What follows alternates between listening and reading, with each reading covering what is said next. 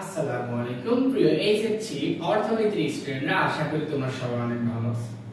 আজকে আমি যে বিষয়টি বোর্ডে লিখেছি, তোমরা এটা এই শব্দটার সাথে বা এই টপিকটার সাথে অনেকেই পরিচিত, বাট টপিকটা একটু পেঁচানো, অনেকে ঠিক বুঝতে পারো না। টপিকের নাম হলো মুদ্রার মূল্য, যেটাকে আমরা ইংরেজিতে ভ্যালু অফ মানি বলি। মুদ্রার মূল্য, এটা নিয়ে আমরা একটু কথা বলবো আজকে। দেখো, ছোট্ট একটা আমি কথা বলবো, ছোট্ট একটা উদাহরণ দেবো আমার বাস্তব জীবন থেকে, তাহলে এই মুদ্রার মূল্যটা ভালো করে বুঝতে পারবে।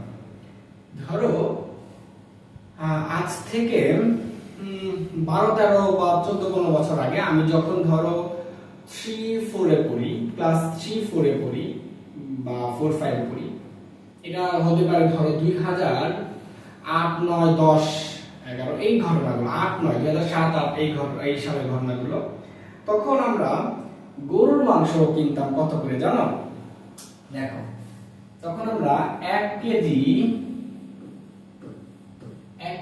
গরুর মাংস, 1 কেজি গরুর মাংস কিনতাম হলো 180 টাকা।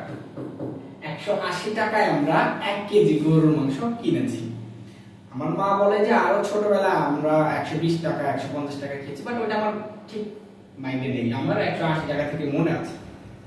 এখন এটা ছিল 2007-8-9 এইগুলোর ঘটনা। এখন আমরা 2025 সালে এসে এই সেম পরিমাণ কিন্তু সেম হয়েছে।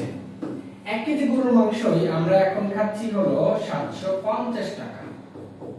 তাহলে দেখো তো পরিমাণ কি বেড়েছে? আগেও 1 কেজি গরুর মাংস দিত, এখন 1 কেজি গরুর মাংস দেয়। আগে 1 কেজি গরুর মাংসের দাম ছিল 180 টাকা, এখন 1 কেজি গরুর মাংসের দাম 750 টাকা। তাহলে একটু ভালো করে চিন্তা করো তো, এখানে অনেকে বোঝো না, এখানে আসলে কি টাকার মূল্য বৃদ্ধি পেল নাকি টাকার মূল্য কমে গেল? দামের সাথে, দ্রব্যের দামের সাথে টাকার মূল্যের সম্পর্ক বিপরীতমুখী। আমাদের যেমন চাহিদা ও দামের সাথে বিপরীতমুখী সম্পর্ক রয়েছে, ঠিক তেমনি দ্রব্যের দামের সাথে মুদ্রার মূল্যের বিপরীতমুখী সম্পর্ক রয়েছে। মুদ্রার মূল্যকে আমরা সংক্ষেপে ভিএম দ্বারা প্রকাশ করে থাকি, ভিএম। ওকে, এটা অনার্স লেভেলেও রয়েছে, ইন্টারমিডিয়েটেও এই টপিকটা রয়েছে। তাহলে আমরা বুঝলাম যে দেখো এখানে তাহলে 2025 সালে এসে কিন্তু টাকার মূল্য আরো কমে গিয়েছে। কারণ আগে কম টাকা লাগতো, 1 কেজি মাংস দিত 180 টাকা দিতাম, এখন ওই 1 কেজি মাংস দেয় আমরা 750 টাকা দিই, তার মানে বেশি টাকা দিতে হচ্ছে। তার মানে কি টাকার মূল্য কমে যাচ্ছে, টাকা যত বৃদ্ধি হবে টাকার মূল্য তত কমে যাবে। তাহলে বিষয়টা ক্লিয়ার।